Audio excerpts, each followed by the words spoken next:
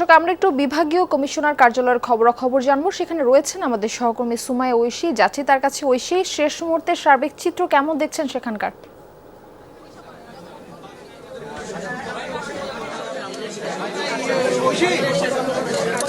Murphy, আমার ক্যামেরায় হয়তো আপনি দেখতে পাচ্ছেন যে এই মুহূর্তে কিন্তু এনসিপির ঢাকা ৮ আসনের থেকে নাসিরউদ্দিন পাটোয়ারি মনোনয়নপত্র জমা দিয়েছেন।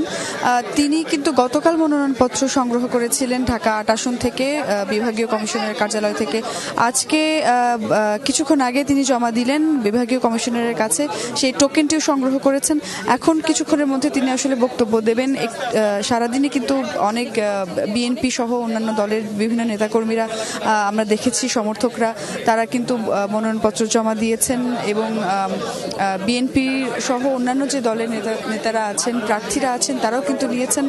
250টি আসন ছিল গতকাল পর্যন্ত। 250 জন মনোনয়ন ফর্ম তুলেছিলেন গতকাল পর্যন্ত বিভাগীয় কমিশনারের কার্যালয় থেকে।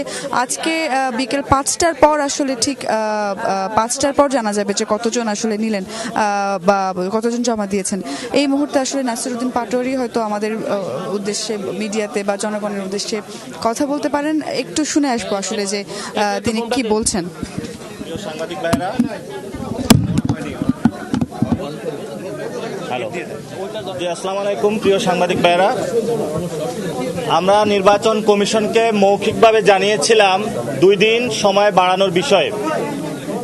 ওনারা বলেছিলেন সবগুলা দল যদি ঐক্যমত হয় তাহলে ওনারা এই বিষয়টা বিবেচনা করবেন এবং অন্যান্য দল থেকেও বলার কথা। আমি অন্যান্য দলের সাথেও কথা বলেছিলাম, বিএনপি সালাউদ্দিন ভাইয়ের সাথেও কথা হয়েছিল, জামায়াতের নায়েবে আমির তাহের ভাইয়ের সাথেও কথা হয়েছে। ওনারাও বলেছে এই বিষয়ে ওনারা পজিটিভ, কিন্তু বিড়ালের গলায় ঘন্টা বাঁধবে কে, এই বিষয়ে হলো কেউ এখনো, কিন্তু আমরা মৌখিকভাবে ওনাদেরকে বলে আসছি। আর পুরো বাংলাদেশেই আমাদের যে 8 দল ছিল সেটার সাথে এলডিপি এবং এনসিপির বৃহত্তর রাজনৈতিক যে জোট গঠন হয়েছে আসন সমঝোতা নিয়ে, যেটা নিয়ে অর্থনৈতিক কাঠামো বিন্যাস এবং এই তরুণ প্রজন্মের চাকরি নিশ্চিত।